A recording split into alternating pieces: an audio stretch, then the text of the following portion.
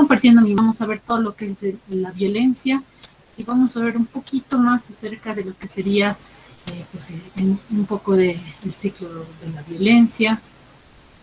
Quisiera también que estén partícipes también pues con sus preguntas, porque ahí nos vamos a nutrir bastante. Pues con lo que es violencia, si bien es un tema que da para muchas clases, pues necesitamos tener este tiempo para podernos dar, aunque sea un poquito de tiempo, para pues hablar acerca de este tema. Y si tienen muchas dudas acerca de una parte, podemos un poco ampliar más.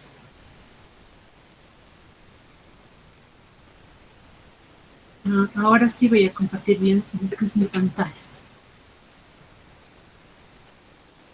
Vamos a reinicio. Doctora, Sí. perdón, se le está... Comenzaremos, mis estimados, que para... Ay, no, se volvió a cortar. Nuevo, todo lo nuevo tarda. Vamos a ver lo que es agresividad y conducta violenta. Son, en realidad, todo lo que es el último tema es un poco largo.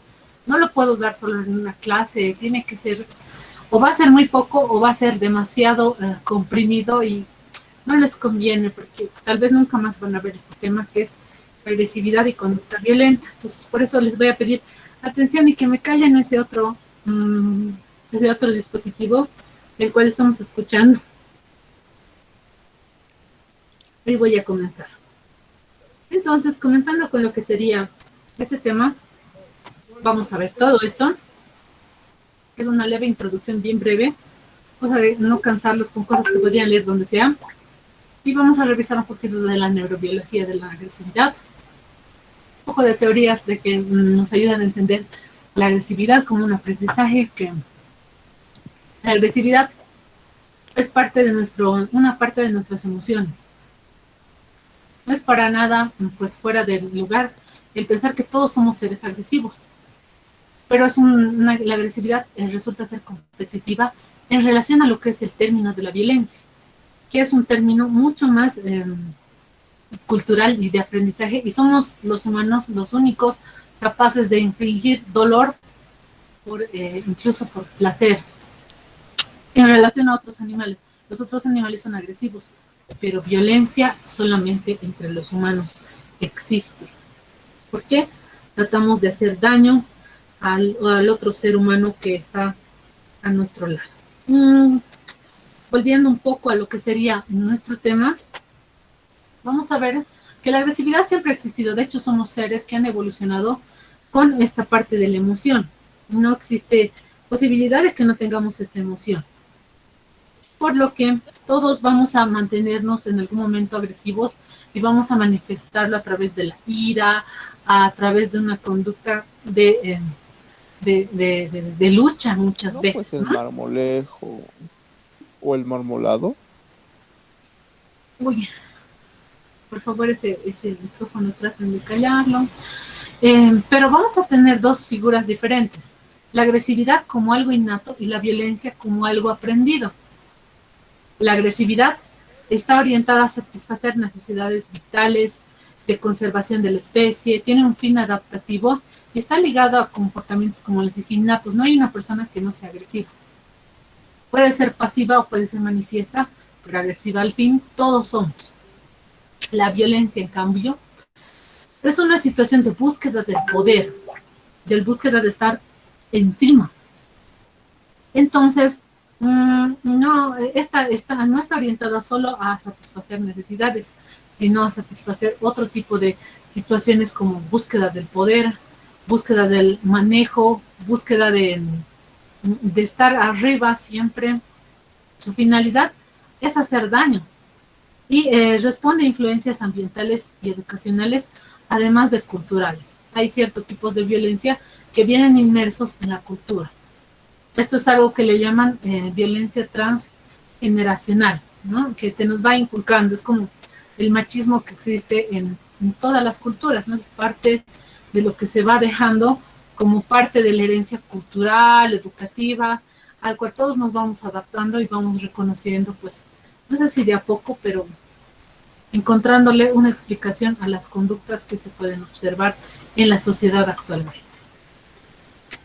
Como les dije, nosotros hemos nacido como animales con violencia, ¿no? Con agresividad, perdón. Pero la violencia se ha hecho manifiesta pues, con mucho más ímpetu en los últimos años, donde hemos ido construyendo nuevas armas para hacer pues, daño a otro con el fin de tener el poder de algo. No existe una guerra que no se desate por amistad o por buenos, ¿no? Es por el fin de conseguir un poder en algo. Riquezas, sentirse, no sé, de alguna manera, pues, reconocido, reconocimiento, no sé, mundial, si ustedes quieren, pero ya hemos vuelto como que a ser más prehistóricos dentro de nuestro pensamiento emocional, ¿no? Al hacer daño a otras personas. Vamos a hablar de dos cositas en lo que es la neurobiología de la agresividad.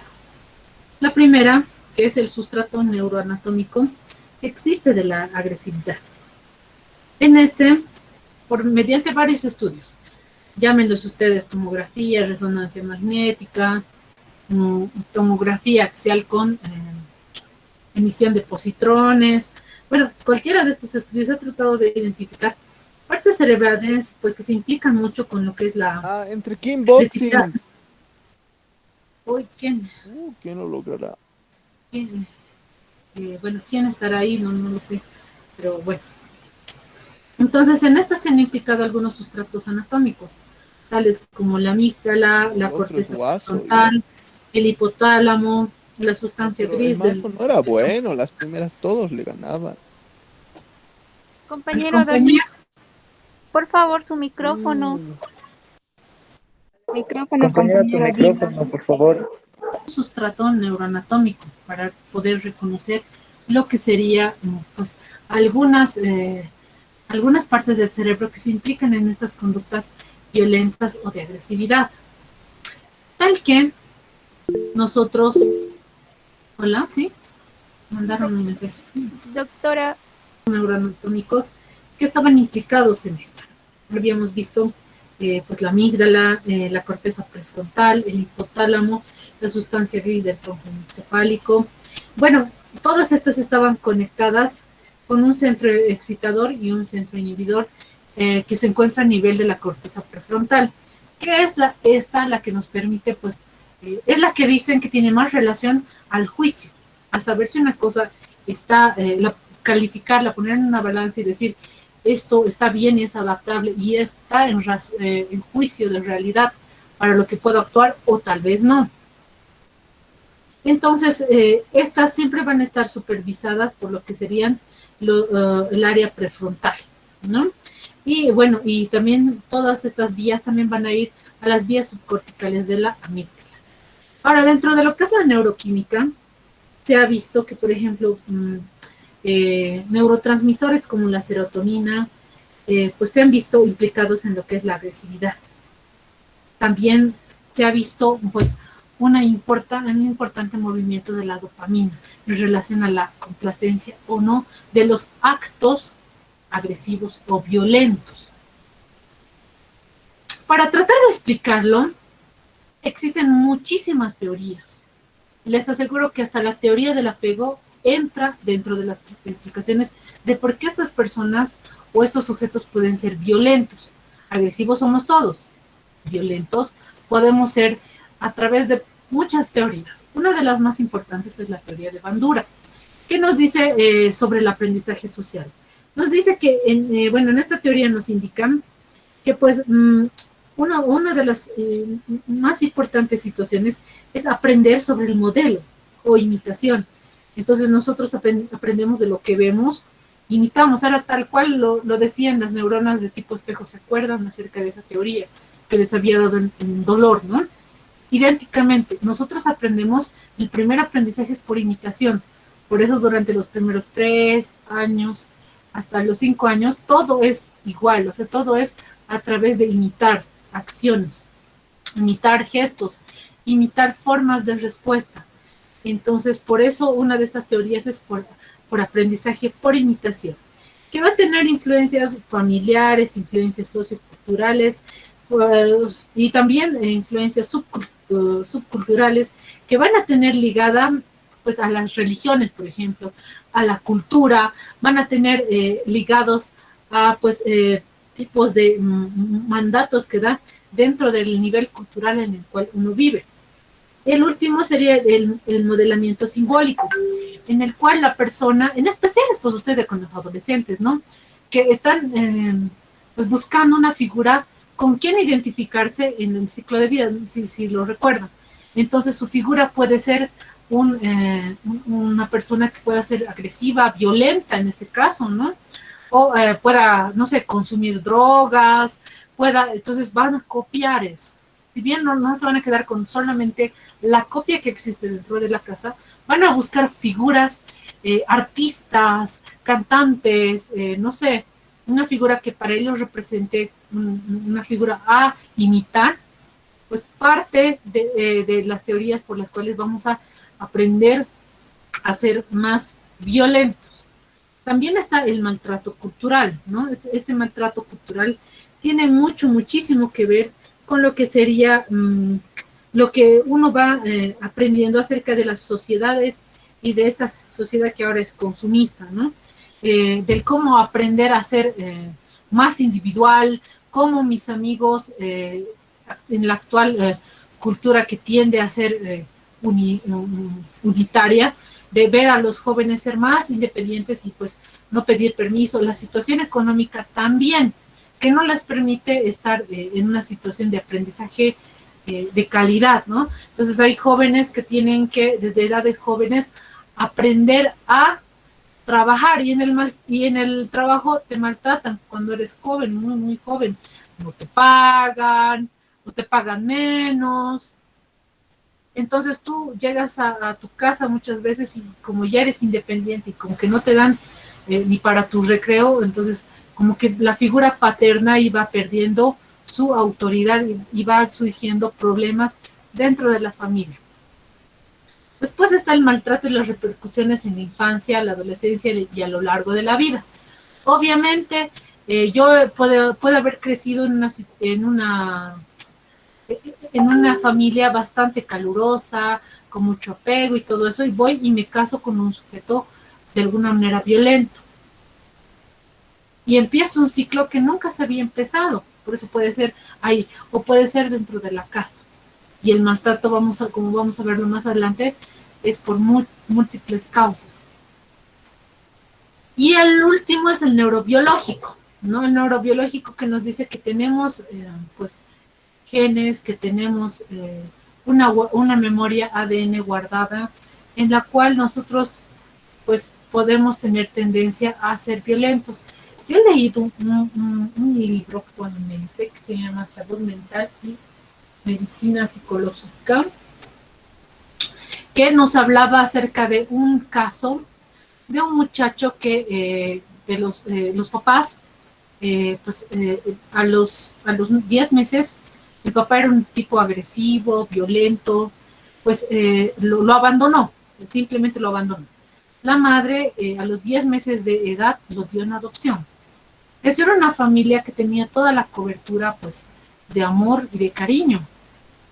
Sin embargo, manifestó situaciones de agresividad, violencia, robo, asesinato, y llegó a la cárcel.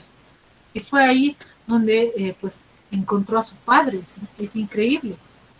Ahora, no digo que todas las situaciones sean así, pero también he visto casos de niños con mucha violencia.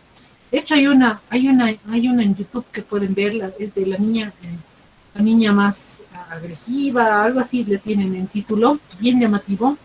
Es una niña que era violenta, muy violenta. Golpeaba a su hermano menor de 3 años, le golpeaba los testículos, era súper agresiva. Y porque esta niña había crecido en abandono, había crecido en desapego, había crecido había sido incluso abusada la pequeña. Pero al encontrar una familia muy calurosa, que tenía contención, que tenía las aptitudes de educación adecuadas y límites principalmente para la niña, ella pues creció y no se quedó solamente en todo esto que pues le ponen en el internet, sino creció para mejorar mucho su situación e incluso ella es una terapeuta que apoya a otros casos, pero eso ha sido gracias al amor de sus papás, a la situación de que le daban límites, todo esto. Entonces, yo pienso que al final nada está dicho, pero hay una carga biológica muy importante que requiere nuestra atención y requiere también una intervención temprana por la tendencia A, ¿no? O la probabilidad A. Dentro de los tipos de violencia, ustedes se los conocen, la física, la psicológica y la sexual, ¿no? En la física, cualquier tipo de lesión en el tejido o órgano humano, cualquiera, ¿sí? Intencional o pues a través de uso de otro tipo de instrumentos como armas, punzocortantes, cortantes, contusas, y la violencia psicológica que va a ir a través de humillaciones, desvalorizaciones, críticas exageradas, públicas, lenguaje soez y humillante hacia la persona, humillación social, aislamiento, no permitirle tomar sus decisiones, no permitirle ser una persona independiente. Es parte del maltrato psicológico. Después está también la omisión de la nutrición, la nutrición amorosa. Es parte de un tipo de maltrato psicológico. Por omisión de cariño, si ustedes quieren, las personas no crecemos bien, no tomamos incluso buenas decisiones, porque realmente es muy, muy importante crecer en ello. Y lo sexual, que, bueno, son actos deliberativos contra la libertad sexual de la persona, que lesionan su dignidad, forzándola a situaciones sexualizadas que la persona no ha indicado, no ha dado ningún tipo de consentimiento. Ahora vamos a ver algunos factores psicosociales del por qué se da esto del fenómeno de la violencia. Los externos en este caso, por ejemplo, en este caso, el primero que estamos citando es la pandemia, ¿no? La situación difícil que hemos tenido que vivir, donde han incrementado de una forma alarmante los feminicidios, han incrementado las situaciones de violencia o alertas por violencia o denuncias por violencia, y eso es debido a muchos factores que también, pues en algún momento sí pues los vamos a estudiar.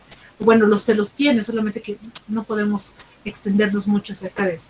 También están los culturales, por ejemplo, de la aceptación de la violencia, lo que les decía, la violencia transgeneracional, la cual heredamos, como por ejemplo, un ejemplo claro es el machismo, un ejemplo claro son los roles obligatorios que si es que no lo tomas, es parte de la violencia. Tú no puedes ser hombre y estar en tu casa porque no eres hombre si aceptas eso. Entonces, parte de la violencia y desvalorización de un rol muy importante. También está el factor de la educación, niveles bajos educacionales nos van a dar factores de riesgo para la violencia. Reproducción de los modelos familiares, probablemente todo lo que ustedes pues son y actúan y saben de familia, lo van a ir a reproducir en las familias que van a ir a formar. Ahora, si están saliendo de una familia con características violentas, obviamente la probabilidad de que ustedes de alguna manera o vayan a ser violentados o más bien ustedes sean los violentos, pues es bien alta.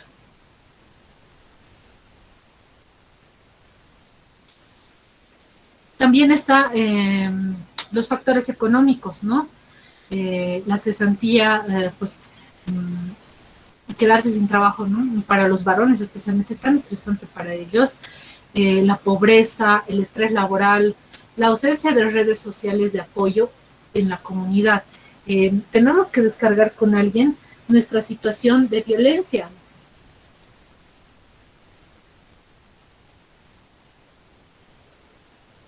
Entonces, si no hay quien nos contenga, vamos a tender a sufrir violencia o más bien no denunciarla. Si no tengo quien me apoye, si me siento solo o sola y no tengo quien me pueda apoyar, obviamente voy a ser tendente a ser violento. O cómo voy a descargar esto si no estoy teniendo pues recursos para hacerlo, y me voy a descargar a través de la violencia. De manera individual, ¿Cuáles son los factores que me ponen en riesgo de ser violentada o violentado? Una mala salud física o mental. Obviamente, si soy una persona tal vez discapacitada, que está en silla de ruedas, probablemente me van a maltratar más. Tal vez no física, sino psicológicamente. Los trastornos mentales es otro factor de riesgo por el cual las personas pues, sufren violencia. El abuso de alcohol y psicotrópicos en el caso del agresor, porque he visto muchos casos en los cuales ha habido denuncias y todo eso y se han refugiado en el hecho de estar consumiendo y que no se han dado cuenta, o se han olvidado, no se hacen cargo de pues de sus actos por consumo. Entonces ese es un factor de riesgo bien grande. Si tú convives con una persona que consume y te agrede, te va a matar en algún momento por descuido. Quizá no quiera matarte, pero te va a matar por un descuido. También el sexo en la persona, en la víctima, en este caso la situación es mayoritaria en las mujeres, sin embargo. Las mujeres somos más de ser víctimas de tipo físico, pero somos victimarias a la hora de ser agresión de tipo psicológica. Otra situación es el riesgo de negligencia o abuso económico, ¿ya? Que, por ejemplo, la persona tenga mucho poder y pues, y esto pasa mucho, se apodere de todo tu trabajo, de tu casa, de tu auto, de tu negocio. Eso es un factor de riesgo porque te deja en vulnerabilidad. Otros factores de riesgo también son haber sufrido maltratos y lesiones en el pasado. Otros factores podemos decir el comunitario y el sociocultural. En el comunitario tenemos el aislamiento social, la falta de apoyo, el aislamiento que se da. Las personas tenemos tendencia a aislar a la persona que ha perdido sus capacidades físicas y mentales, la pérdida de sus amigos o vínculos sociales en la parte comunitaria es un factor de riesgo. También en lo sociocultural, los estereotipos, ¿no? De ver a una mujer frágil o igual a débil o vulnerable, o también ver al varón como simplemente siempre el agresor, ¿no? Los estereotipos que nos califican y que le hacen mucho daño. Actualmente yo he visto bastante, como les digo, daño psicológico a los varones, tal que les da miedo pues proseguir con sus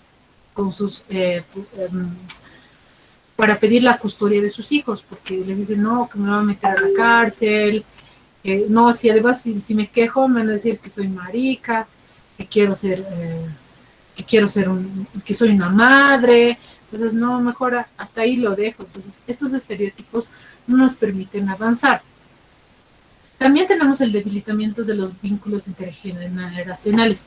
En esto en relación de que yo me caso y me aíslo, entonces obvio me puede pegar, matar, no sé, porque he perdido estos vínculos. Necesito estar vinculada también, no vivir con mi familia, pero sí estar en relaciones todavía activas con mi familia, con mis papás, abuelos, tíos, importante, para que además me den el apoyo y consejería en el caso de estar sufriendo violencia.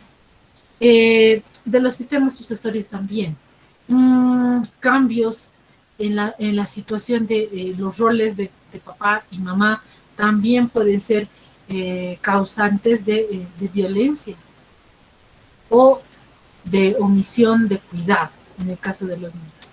La migración de las parejas jóvenes también es por un factor socioeconómico principalmente.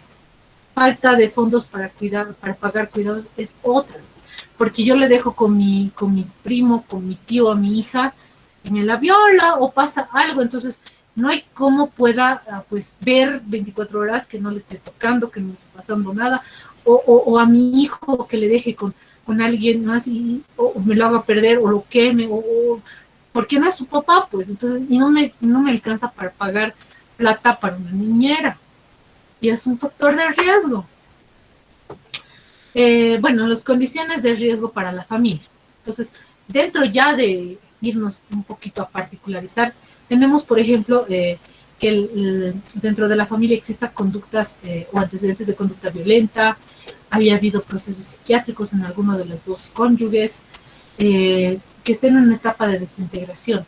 Eso se refiere a que éramos una familia y nos estamos separando. Entonces ahí hay mucha situación de agresividad verbal, desvalorización, que tu mamá es una tal y tu papá es un tal. Entonces, alguien está sufriendo ahí todo lo que ellos están haciendo. Es más, es tanta la situación de violencia en la desintegración, que hay un síndrome que aparece que se llama el síndrome de alienación parental, en el cual el que se está quedando a custodia del niño habla mal del otro cónyuge, digamos. Que tu mamá es una tal, una cual, entonces tú nunca puedes estar con ella. Y el niño lo repite así: mi mamá es una tal, una cual, las mismas palabras que utiliza el papá. Por eso es tan fuerte esto de la violencia. Obviamente antecedentes de consumo, no solamente de alcohol, de todas las sustancias, es terrible. Las familias ya desintegradas tienen factores de violencia, pues factores condicionantes de violencia. Las reconstituidas también, las reconstituidas que ustedes ya saben cuáles son. ¿Por qué? Porque yo podría querer mucho a mi pareja, pero a mis hijos como que no. Y omito mi cuidado, y es una forma de maltrato psicológico con personas que pues venían con el paquete. Ahora, otras condiciones de riesgo del entorno. Pues obviamente las condiciones socioeconómicas pues bajas, la pobreza, la marginación, lo que es universal, que es la aceptación de la violencia, como el comercial, ¿no? Tu marido es, tienes que aceptar. Eso es parte de lo que hemos heredado y no es así. No tienes por qué aceptar que tu marido sea una persona violenta o que te humille o que te difame, por ejemplo. No es aceptable.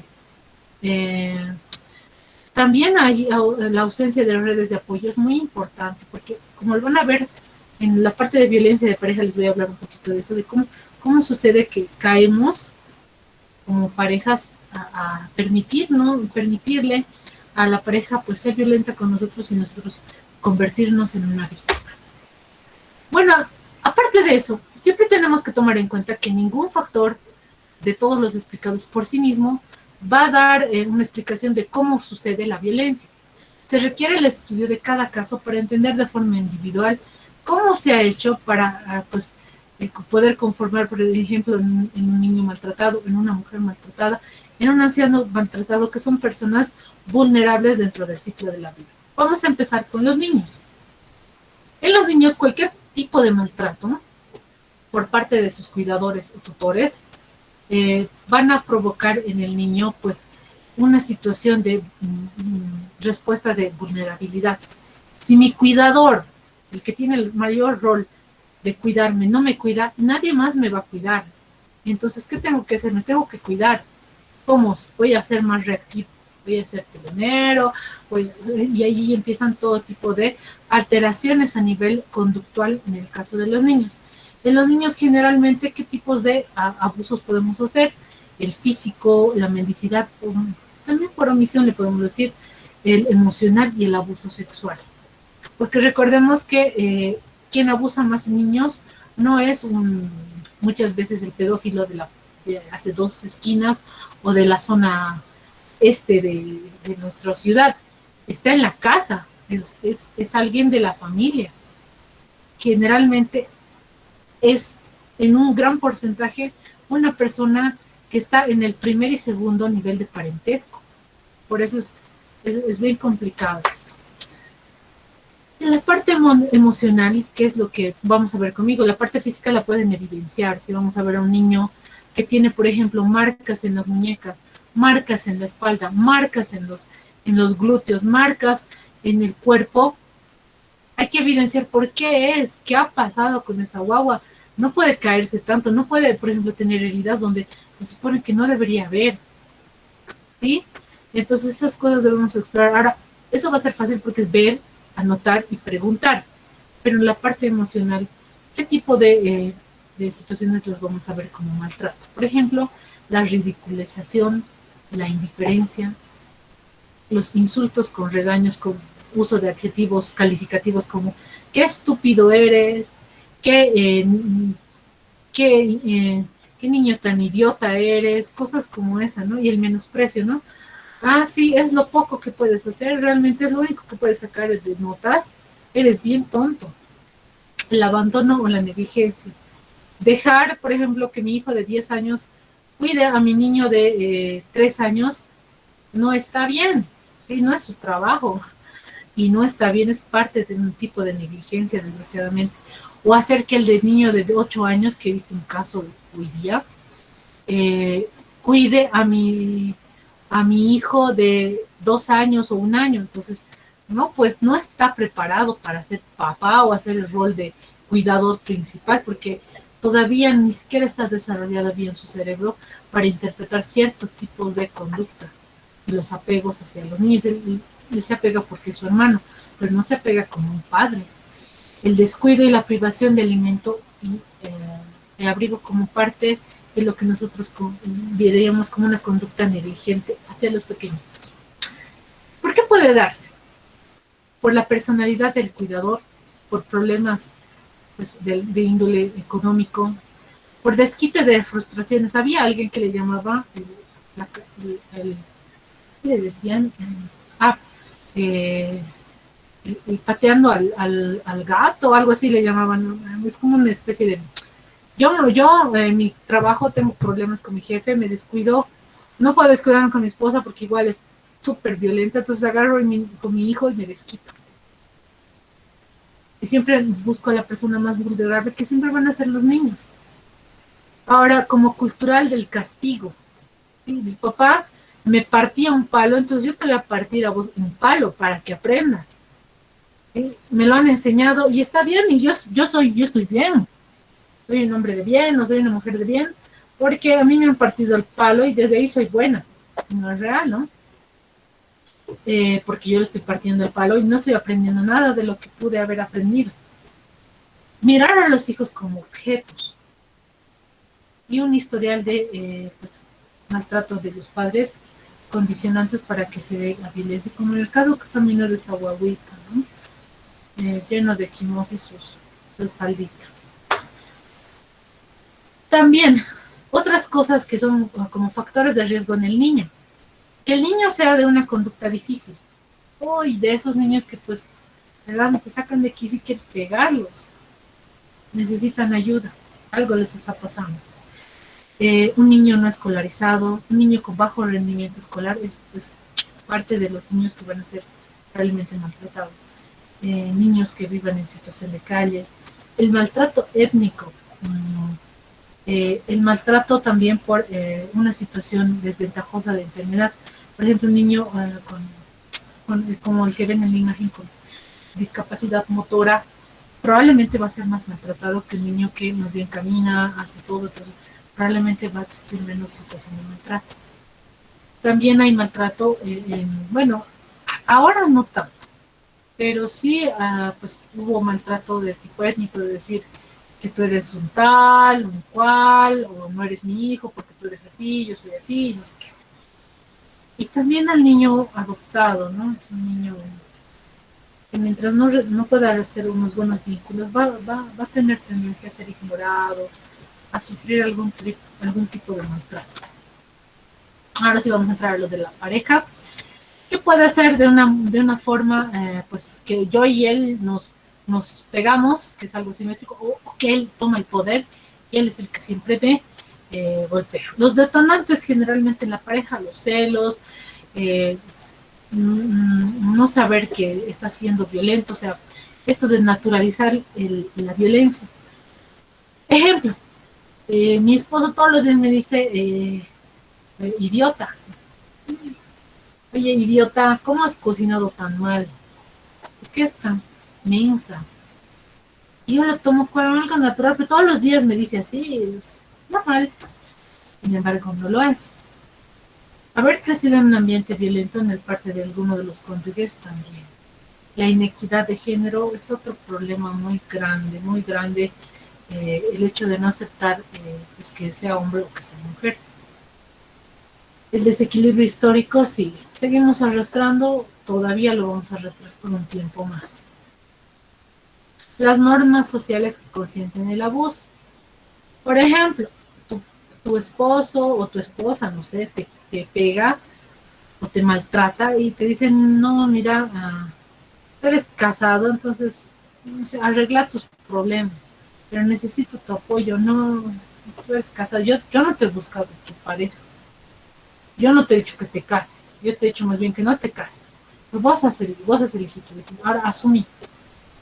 Pues esto es una situación como de entregar a nuestro familiar a otra persona y hacerle sentir en vulneración, porque se siente más vulnerable si mi papá no me apoya. ¿Quién me va a apoyar? ¿Mis amigos me van a apoyar? No creo. Tu propia familia te rechaza, probablemente te vas a quedar ahí a vivir el abuso. En los adultos mayores, que son otra situación de violencia, pues muy importante. Se dice que uno de cada 60 ancianos pues sufre algún tipo de violencia y uno nomás denuncia de cada 24 pues por situaciones propias también de los adultos mayores. Las situaciones propias que tienen que ver mucho con la edad, ¿no?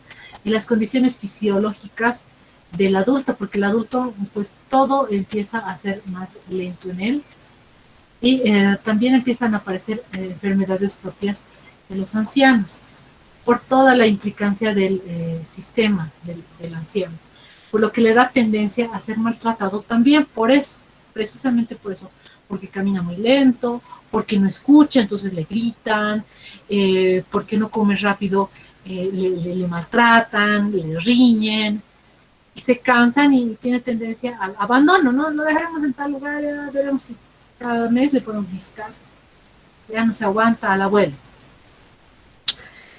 Entonces, por muchas cosas se puede dar pues esta violencia hacia los adultos mayores que les había dicho, ¿no?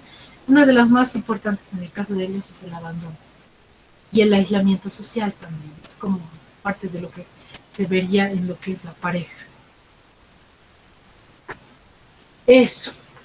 En la violencia es el único. Como un factor de riesgo, pues heredamos la violencia transgeneracional. Ya de hecho, casi todas las culturas son machistas, por lo que como que le da un plus al hecho de ser varón. De hecho, en algunas culturas todavía reniegan al hecho de tener o traer al mundo una hija. Ay, ¿qué has tenido hija? Ay, qué macana, era que sea varoncito. O la idea del varoncito, ay, el varoncito no va a sufrir mucho, si es mujer grave va a sufrir. Cosas como esa que pues contribuyen a entender que todavía culturalmente pues tenemos tendencia desde el inicio, desde que ya uno nace, ya le ponen el nombre y qué situación de violencia o no va a tener. También los poderes históricos que han hecho que muchas mujeres sufran violencia. Las mujeres anteriormente, por ser muy inteligentes, por tener capacidades o actitudes mucho más extraordinarias que ciertos tipos de hombres, las calificaban como brujas y las quemaban. Hasta ese nivel era la situación de violencia, hasta que pues hubo una situación de defensa y bueno, realmente esto de la lucha, ¿no? Sin embargo, no puedo decir que esto no está yendo en desventaja actualmente de varios varones, porque por ejemplo, se ha visto que actualmente contratan más mujeres como abogadas. ¿Por qué? Porque la ley 348 es una ley bien dura para los varones.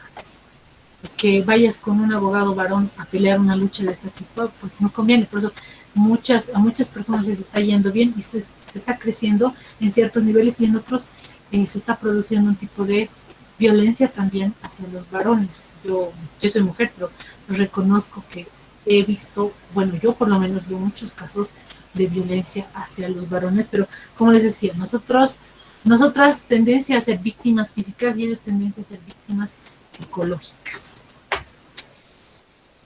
Una condición también de factor de riesgo es estar embarazada y encima tener un antecedente de no querer tener el bebé interrumpido.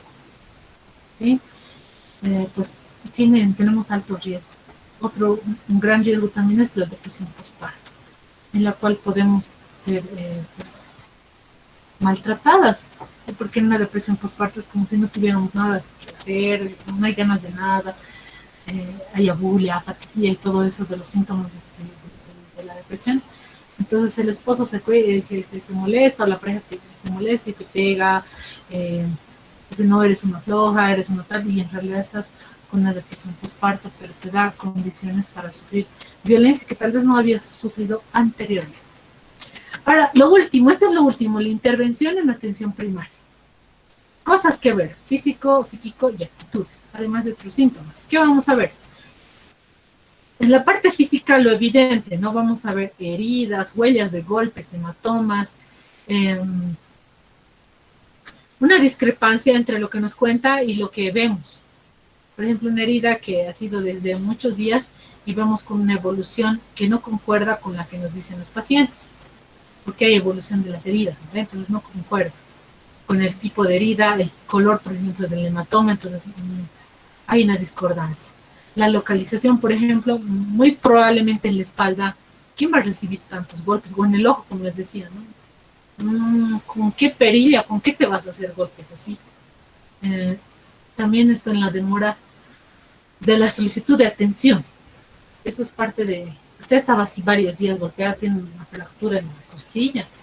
¿Por qué ha tardado tanto? Cosas como esa. En la parte psíquica vamos a ver pues ansiedad, depresión, puede haber confusión en algún momento de la situación, o también puede haber estrés postraumático o intentos.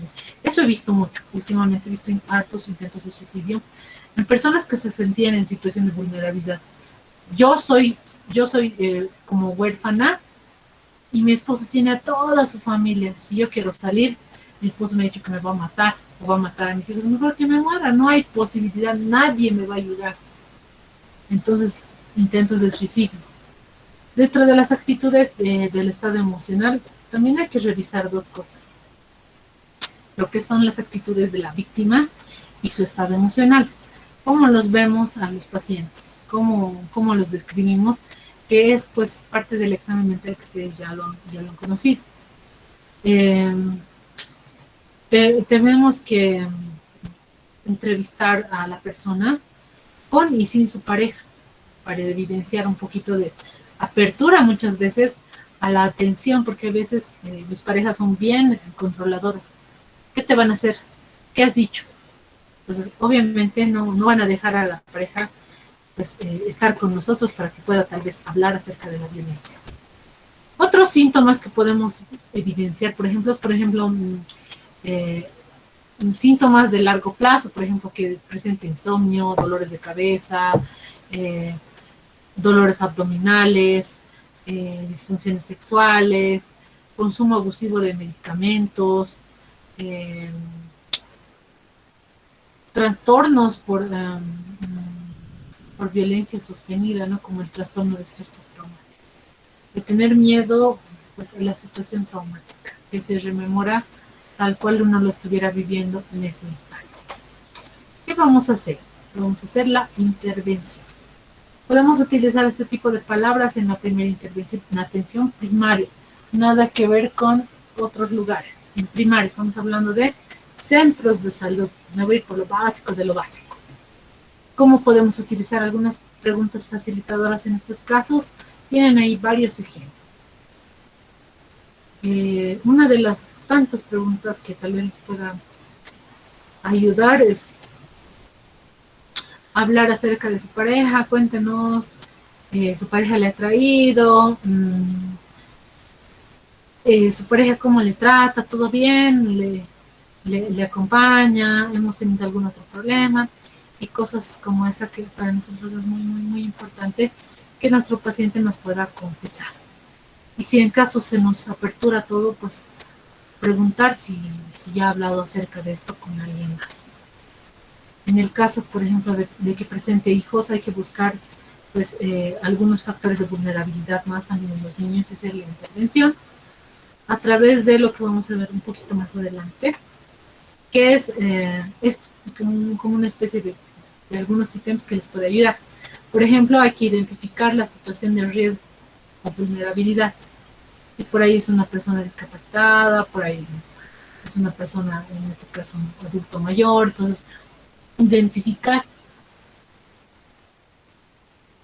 algunos factores de vulnerabilidad, algunos que nos puedan ayudar y además de eso para poner segura a nuestra paciente. Identifico violencia, tengo que buscar que esté segura o seguro. Describir algunos signos de malos tratos a través de indicios, establecer el diagnóstico y hacer una valoración psicológica que ya saben hacerla, por lo menos por ítems. Identificar si hay algún trastorno mental en la persona, que en este caso sería en el agresor también, identificarse lesiones corporales, evaluar la magnitud del maltrato, viendo la gravedad y el riesgo de peligrosidad de que vuelva con esta pareja o que le pase algo a la paciente, ¿no? También hay que evaluar un plan de actuación integral coordinado. Obviamente hay que enviar, si es que se necesita, a servicios especializados. Si es que no se nos pide por parte, también hay que hacer un reporte, ¿no?, al juez si es que no los pide. Hay que contactar, como les decía, hay que contactar con un servicio social para que nos pueda ayudar con el caso. Hay que informar y buscar estrategias de protección de la persona, y en este caso de niños que existiría. Obviamente todos los hechos se registran en la historia clínica, no hay ningún hecho que no se pueda registrar. Debemos hacerlo como una forma de cumplir y ayudar a nuestro paciente si es que nos vemos muy, muy limitados. Bueno, eso sería todo en relación a lo que sería violencia. Muchas gracias a todos. El siguiente tema que vamos a ver va a ser prevención al consumo de sustancias y suicidio. Juntos los voy a dar porque es nuestro último tema. ¿Dudas, preguntas o algo?